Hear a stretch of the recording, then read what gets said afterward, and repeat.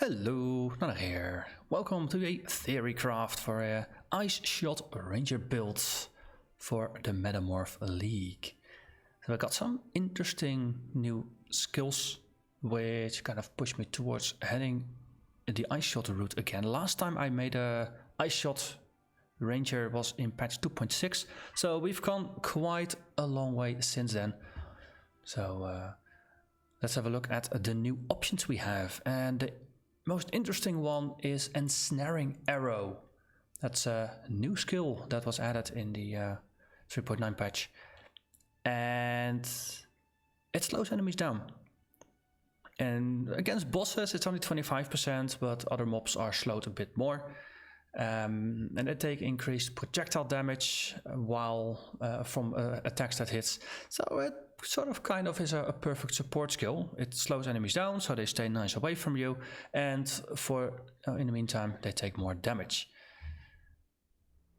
So if we combine that with the Ballista support totem, which is the new fancy name for the ranged attack totems, you can just put down Ensnaring Arrow totems, which means you can keep enemies that matter mostly ensnared and mow them down with Ice Shot from a distance. So Ensnaring Arrow slows things down.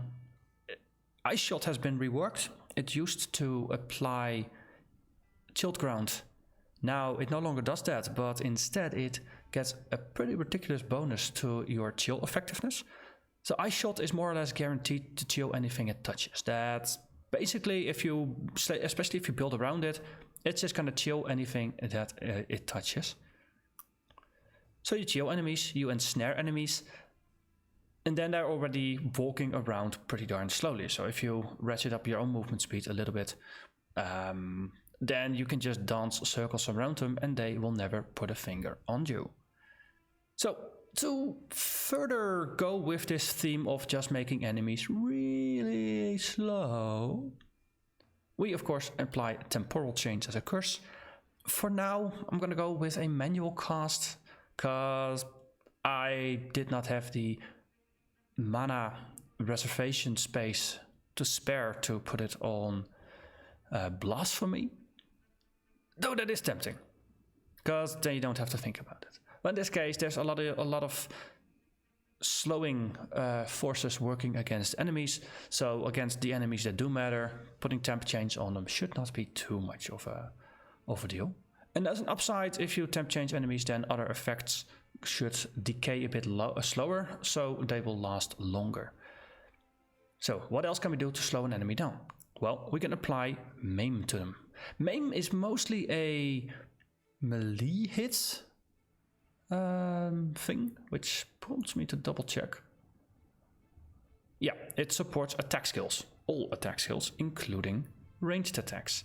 So if you're gonna go with the Ensnaring Ballista totem, then the next thing you want to do is maim the enemy to further add another 30% slowdown to them. So then by that time enemies are sort of kind of crawling, and then there's only one thing left that you could theoretically do, and that is hindering them, which is like maim but for spells. The effect of hinder can be pretty darn potent, but for this build I could not find an obvious skill to apply it, so for now I think we're doing pretty well. So if you add up all the ways that we could slow an enemy down and do some math, you end up with roughly 32% remaining movement speed, so enemies are slowed to 1/3 of their original speed, which is pretty nice. At the same time, some of these effects are not just for movement, they're also for action speed, or chill is animation speed, which I'm assuming is roughly the same thing. So that means that the enemy is also slowed to about 61% of their normal action speed, meaning their attacks and spells are only cast at 2/3 of their normal speed rather than at 1/3. So you have a little bit more time to just visually see what the heck is happening and to react accordingly. Because the enemy is slowed down to a crawl, they're not really gonna walk up to you unless you let them. So you have a very nice amount of crowd control. If your perception skills as a player are pretty decent, If you combine this with relatively high movement speed, then you can move out of the way of most of the things that come your way, and a lot of your safety is going to be in just don't get hit. In case not getting hit is not an option, or is, well, stuff happens. You can put a totems in your face. You got a couple of Ballista totems. I did put in a lovely little thing called a Decoy Totem, just as a casual something. May or may not be required, but for now we had space, so we'll use it. And yeah, then the enemy is not really gonna do a lot, because you can just run away. And after that we have a lot of evasion. We're blinding enemies a lot.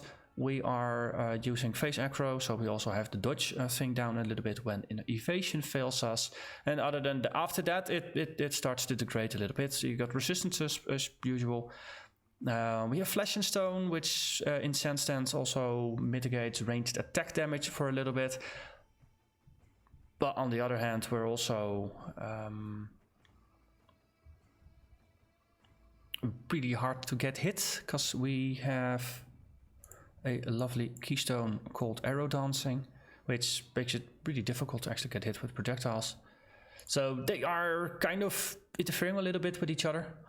Other effect of ascent, of the send mode of Flesh and Stone, is that nearby enemies are blinded. So if enemies do manage to make it close to you, they are blinded. Skill tree has some nice options in dazzling strikes with one of its little supports, and over here you have invasion and blind chance. If you pick up all of these nodes, then together they give you about 20% chance to blind enemies when you hit. And as far as I know, this is also applied to your totems. So both you and your totems have a chance to blind enemies, meaning most of the enemies that matter, i.e. bosses, have a fairly decent chance to get blinded.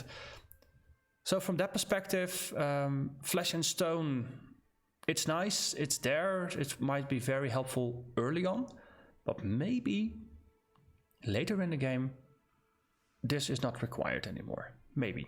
Just we'll keep it in. That's a nice thing about this being a Theorycraft. It's mostly about an idea, about a vision, about a concept, just working it out in detail, and after that in practice I'll have to see if it actually works out as intended. So Ice Shot itself is actually not that exciting, maybe. So it's Ice Shots, it has a 176% effectiveness of added damage. So of course you want to have added cold damage. Cold penetration is always useful, though there's already 14% chance cold pen on the chance to penetrate cold on the skill tree for this build. So yeah, this is going to help you against bosses that are strongly resistant, but it might even be considered one of the slightly less strongly required ones, maybe like a 5th or a 6th gem rather than an early one. Elemental damage with attacks is also pretty darn strong. 55% more modifier, and it is a pure elemental damage attack, so it just works. Then we have Hypothermia, which adds an increased effect of chill. Ice Shot in its reworked form already has chills enemies, though dealing 200% more damage. So effectively the chill effectiveness is tripled for this one in regards to damage. So that is already pretty nice. Hypothermia just pushes this even further, and on top of that it adds a chance to freeze enemies, and it boosts your damage against chilled enemies, which, as I said, we are doing. And then lastly we have Ice Bite. It further increases your chance to freeze enemies. So if you have Hypothermia, if you have Ice Bite, and there's some freeze things on the skill tree, in addition to crits, there's actually a fair chance of critting enemies, especially on or freezing enemies, especially on crits, because yeah, damage spikes with that one. We get frenzy charges if you kill frozen enemies, so there is a bit of synergy there. And well, Ice Shot, it's not just a single hit, it also has a blasting cone behind it. So especially against trash mobs, one pack of trash mobs should net you a couple of frenzy charges. Though in boss fights, of course, you are less guaranteed to get them. So that's why I'm not actually accounting for frenzy charges in my damage calculations. That's just a nice bonus. And if we have frenzy charges, we even get more added cold damage. So this is the perfect ideal 6-link setup. You can probably just knock one of the, maybe knock one of the other ones off. But usually 5-link is what you want to have for your endgame build. I mean, this being a level 85 targeted, 5-link is what you want, 6-link is what you hope for. That's the whole good thing. Ensnaring Arrow, same thing. We have the arrow, the ballista, the maim. Then interesting thing, added lightning. Why added lightning? Isn't this a cold build, you might be thinking? Well, cold and the chill and shock calculations got overhauled a little bit. They both now have a floor of 5% effectiveness that gets added, and the scaling is a bit better. So it is easier to apply small chills or small shocks, and as enemies get more health, it becomes more difficult. But it's also your damage. You don't need to do an insane amount in order to even chill or shock something, but moderate amounts should be sufficient. So I was thinking, maybe if I just tuck in the added lightning, if you combine that with a pretty decent chance we already have of either critting or just inflicting a status element, there's a fair chance of shocking enemies. If we shock them, at least we always get at least a 5% damage bonus, and we might get more out of it if we just happen to be lucky or something. So this is an experiment. Again, it might not pan out. It might be that I just need to put a lightning trap in here or something to make it more reliable, or just forget about shocking at all. But for now, it's an interesting idea. And that's also why the increased critical strikes are on there. And then even further, we got an elemental damage bonus just to see if we can crank this up even further. So to round out our cast of supporting skills, Blink Arrow with faster attacks. It's just useful for zooming around. It's a teleport skill, so it's just good for navigation, but it's also pretty decent for just getting out of the way of enemies, besides walking, that is. Frost Bomb, I think I already mentioned it. It's nice to just plop it down. It applies cold exposure to enemies, so their resistance is reduced by 25%. On top of that, their life and energy shield regeneration is also cut down to 25% of what it normally is. So that means enemies, especially the ones that are really obnoxiously high life regen. I'm mostly having flashbacks to Betrayal League at some point. Frost Bomb is nice for dealing with that. It's mostly for the cold exposure, everything else is a bonus, and well, yippee if you manage to actually hit something with the explosion, you get a little bit of cold damage on top as well. And lastly, we're carrying around an Ice Golem, simply because it boosts accuracy and crit chance, which are both helpful for a bow-based crit build. And when I say crit build, this is mostly a relatively casual crit build. Most of the time, if people say crit build, they push it over 80% chance to crit. I think in this case, 30 to 40% crit is what I'm aiming for, and that's probably going to be enough. So, more defenses. Vaal Grace. Put Grace on, push your evasion rate.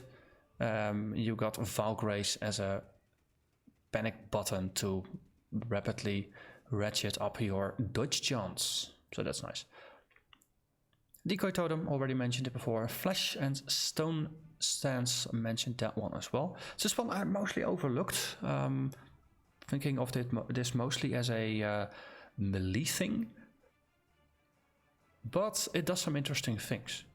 Nearby enemies are blinded, so that always cuts down their chance to hit in half. if you're already doing a lot of evasion, the chance to hit is not great.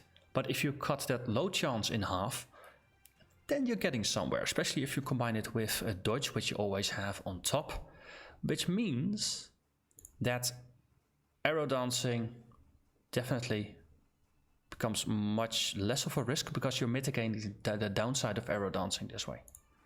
So I like it. And for enemies that are further away and that do manage to get to hit you, well, you take less damage from their attacks. And temp change already mentioned. And the cold snap, bone chill, hypothermia, cast when damage taken setup. I think I mentioned this one as well. Mostly a trick to see if you can apply bone chill. But the cast when damage taken is something I'm not 100% certain about. So in terms of defensive layers, there might be room for a guard skill or something if we shuffle things around, if there's enough things that don't quite pan out and we have some skill space. Other than that, this is definitely jam-packed with goodies. So in terms of items, and damage calculations, what I'm showing you here is just some simple rares. Most of them just have 4 mods, 2 prefixes, 2 suffixes. Bow is a +1 bow, regular just a +1 to socket gems, not the bow gems, because, well, most of the supports of your ice shot, they're not bow specific, they're just regular skills. And there's a lot of damage coming out of added cold and ice bite and things that have flat amounts of damage that get cranked up quite a bit for every extra level you manage to add. Whereas the percentage bonuses, well, 1 level more or less usually doesn't matter too much because it's just a percentage point that you get.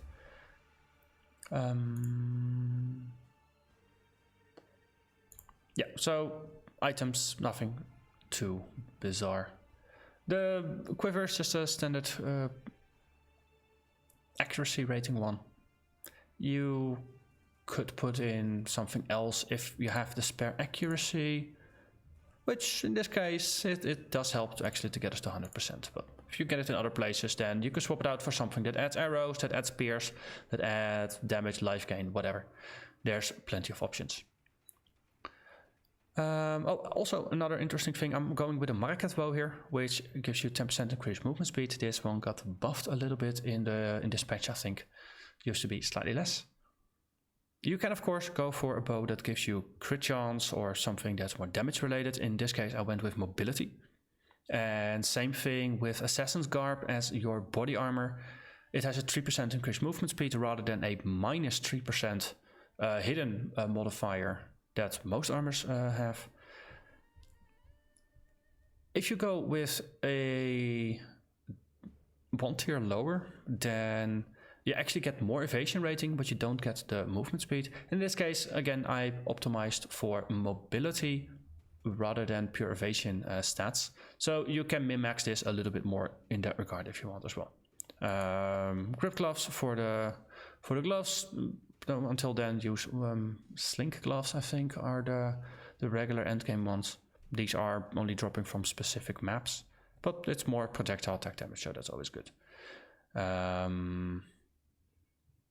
Amulets, we need a strength and int, which is not great to get as a ranger, so agate amulet it is, and then combine it with a heavy belt and just some bonuses to relevant attributes to round it all out.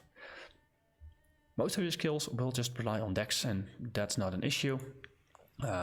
Specifically for Frostbomb, it's kind of hungry in the intelligence department, so I'm actually capping this one out at 15 just for requirements purposes. And there's a couple more supports for Ensnaring Arrow that are also a little on the intelligence hungry side, but you can just keep those capped a little bit lower if need be, if intelligence is a bottleneck for you. Okay, so then onwards to the skill tree. For the main build that I'll be playing myself, I'm focusing on a Deadeye. So in terms of ascendancy upgrades, Gathering Winds looks pretty cool. You get evasion while you have Tailwind, and if you've used any skill recently, you have Tailwind, which seems useful. Tailwind increases action speed by 10%, so that is attack speed, movement speed, cast speed, whatever. And every time you use a skill recently, the effective tailwind goes up. So you could potentially double it in heated fights. So again, there's a little bit more room for just pushing your damage a little bit further. That is not part of the listed calculations here. So this is definitely, if you're like, well, only 120k damage, well, you can probably more than double it simply by just playing more optimally. But I always like to at least go for some kind of average to worst case, because that's usually more consistent with just being slow and steady and playing styles like that. So another one, far shots, which gives you a 30% more damage bonus if enemies are moderate to far away. It scales up to 30% more, not too longer distance, I think. So that's pretty decent. There's an option of going for endless munitions, which will give you an extra projectile, as well as a little bit of accuracy and some increased area of effect. Instead, I had a look at fast and deadly, which increases your attack speed, increases your projectile damage, and gives you a lot of global accuracy rating. This one just sorts out my accuracy issues, as well as giving damage. So in terms of and this one boosts your single projectile damage, whereas this one makes you hedge a little bit and shoot 2 arrows at a time. So in terms of applying ailments, you really want one arrow that hits hard rather than 2 that hits slightly less hard. But the last one on here, 100% increased blink arrow and mirror arrow cooldown recovery speed. It cuts the cooldown on your blink from 3 seconds to 1.5 seconds, meaning you can blink a lot more often, giving you more mobility, which I think also might add to safety. So all in all, fast and deadly is my choice over endless munitions, but I can totally understand if you want to make your choices differently. And lastly, we have powerful precision. Projectiles pierce 3 additional targets. They also pierce all nearby targets, so whatever nearby is for this specific skill, just assume toe-to-toe, it always appears. But 3 additional targets. Mechanically, Ice Shot should cast its cone on every single thing it pierces. But the most important thing here is 100% increased critical strike against a chance against targets they pierce. So if you get 3 pierces, and you get 100% increased crit rate, effectively you always get that crit rate in boss fights, which is why it is very, very nice to have. Also note, I actually have all, assuming you did all 4 labs, and that is because, contrary to back in the day, getting that endgame lab is actually not that difficult anymore. The game is much more forgiving in terms of just giving you your opportunities to do lab trials, and it is better about just trying to make sure that if you don't have all of them yet, there's I think there was an improved chance of just getting the ones you need rather than the ones you've already run. It's not a 100% chance, but there should be some bonus. And especially with if on maps you use the Zana missions to look for trial attempts, you can actually get your lab pretty quickly. I managed to actually get it in Blight League, and I did not play an insane amount there. Okay, so that is the Deadeye. Also, interesting thing, if you are more about optimizing your damage or wanting to have certain stats, Raider is also an interesting option. Just quickly, I'll jump over there.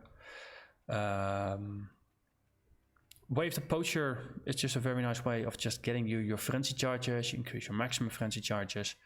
As long as you have frenzy charges, you have increased evasion, movement, attack speed, and even more damage. So your frenzy charges become better. And then over here, you more or less just get a guaranteed onslaught, as well as more damage and evasion. And here, the effective onslaught is boosted even further, so your speed is going to go through the roof. And on top, you get 30% more evasion against melee and projectile attacks, as long as you have that onslaught. That should more or less just always be on. So this is a very, very different approach to the same thing.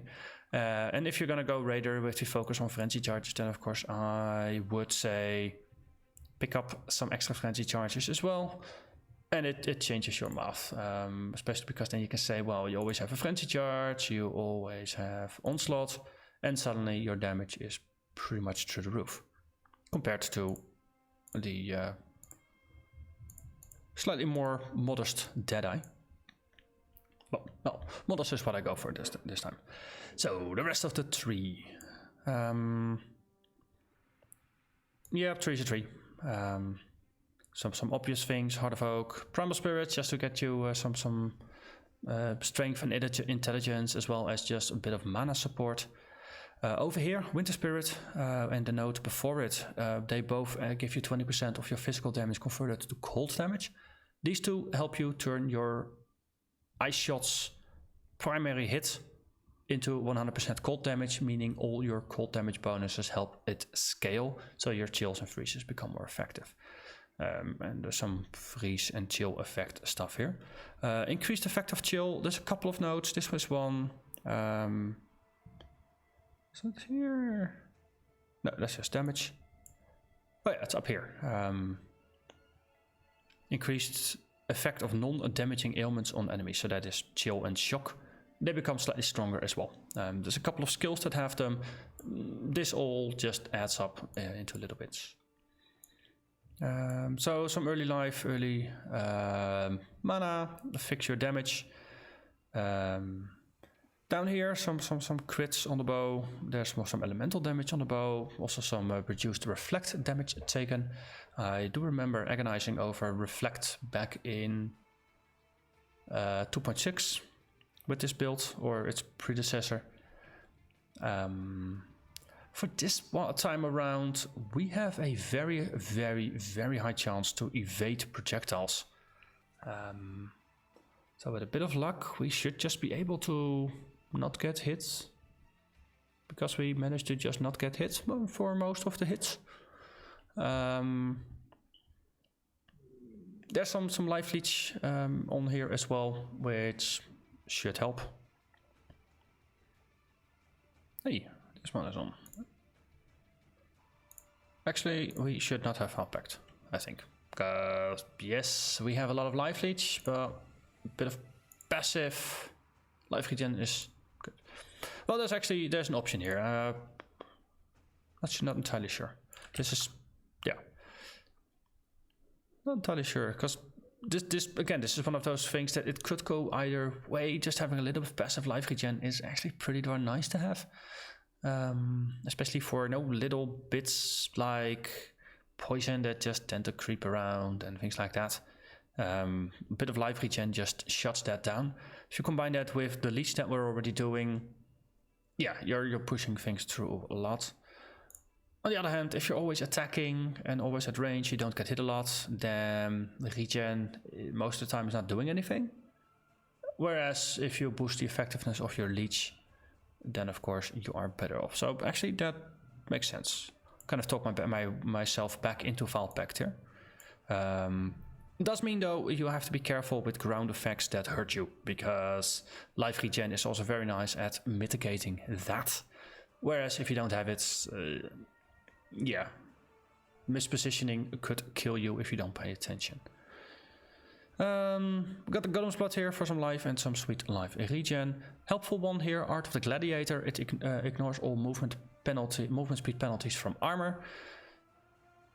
We already use a body armor that ignores the movement speed, because it actually increases our movement. So this is not entirely as good as you would expect it to be, but it's still helpful. And there's accuracy here. And then we got some life and some evasion rate here. Dazzling Strikes, already mentioned it earlier. This is one of the things that gives us blind, and it improves our crits against the blind, taking advantage of those who are suffering a little bit. We got some herbalism up here, just for more life, life recovery from our flasks, which is all good. Heartseeker for some crits and crit multiplier. Survivalists, it's a bit of everything. +1 to max cold is pretty nice, since we aren't dealing cold damage. Actually, those few times that we do get a reflect backfiring, every bit of cold resistance over 75 is going to be helpful. Over here, silent steps, that's the other thing that is blind related. This side to the end node increases our chance to blind enemies when we attack. The other path, together with the end node, makes us immune to blind. We also take reduced damage from blinded enemies. I actually overlooked that one. Especially since enemies tend to be blinded, that means we just take 5% less damage from everything. Which is kind of neat. Phase acrobatics, it gives you dodge against attacks. It cuts armor in half. It reduces energy shield and block chance by 30%. Which is a very strong argument to not use energy shield or block, nor to use armor. This is very much you're a ranger and you will remain a ranger kind of thing. And afterwards you get boosted for some spell dodge, which is also very nice. Over here, Forces of Nature is one of the other sources of elemental damage penetration, as well as a fair chunk of elemental damage. Life and evasion, it's all pretty darn good. And then we head over to the ranger, where we just get some more life, because life is good, and then a bit of crit stuff and some evasion stuff. And by the time you have clicked on all of the nodes in your game client, you ought to be level 85. So in terms of just how do you approach this early on, most of the time go by feel. I would say grab Winter Spirit as one of your first targets, so start a node, grab these two, then go for Winter Spirit. You have to go down, then you get your first decision point. I think Thick Skin is going to be very nice, just to boost your life a little bit. Especially if you're playing on hardcore, of course, then life is going to be very nice. I think going for the bow/crit things, if you don't really need the extra damage yet, those might be things that you can push a little bit to the back. I would say Primeval Force over here with some elemental damage bonuses and the chances to freeze, shock and ignite. That can be helpful, simply because the 5% to freeze or shock is a little bit better than the very small amount of crits that you get from the crit nodes early on, because that's more of an endgame thing, whereas this is just going to be helpful. And chilled enemies will be easier to deal with. Arrow dancing. Yeah, it's a bit tricky. It's definitely very helpful in the endgame. If you have the stone, I always forget the name, Flesh and Stone stance. If you have that one up, and I think this is a level, what level is it? This is a level 16, so it's relatively early. If you can get it as a ranger, because that's always a question. On the other hand, otherwise it's going to be library. So this is a relatively early skill that you can get. Same with Grace, so boosting your evasion rating to decent levels should not be too much of an issue. So grabbing arrow dancing when you're in the neighborhood and you have a decent gear setup should not be too much of an issue. Otherwise, push it back a little bit later, because it's just a one pointer, so you can just always grab it after you have passed here. Yeah, from here, Herbalism is another easy to grab life thing. I would say ignore Heartseeker for the first bit. Just grab Survivalist. I do like grabbing Aggro and Phase Aggro early, especially in a build that's not really sacrificing anything. Though early on, if you don't have acrobatics, bringing a Granite Flask along is going to be pretty nice for dealing with some early physical damage. So being able to just bring a Granite Flask along and have some nice armor, especially during the first part of the campaign, maybe even still during the second part of the campaign, is a pretty good argument for holding off with acrobatics until you've reached maps, or yeah, maybe something before where you're slowly getting into better gear. The chance to blind is also going to be a relatively nice one to just pick up. Same for Dazzling Strikes after that, I think.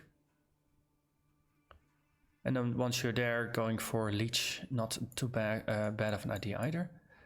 Interesting thing about Leech is that early on in the game, it's better to just have a couple of sources of just +2 or +4 life gained for every enemy you hit, because that's oftentimes going to be more efficient than Leech, because your damage numbers are so tiny early on. Endgame, you're blasting a lot of damage through. Early on, relatively to your life, you're doing pitiful damage, so Leech only becomes stronger later. So this bit of the tree, yeah, second part of the campaign maybe. Revenge of the Hunted, on the other hand, is also pretty darn useful to get. Blood Siphon, probably before maps. Then the bits up here, those are useful to do in maps. And doing the final leg up here might also be something more for maps.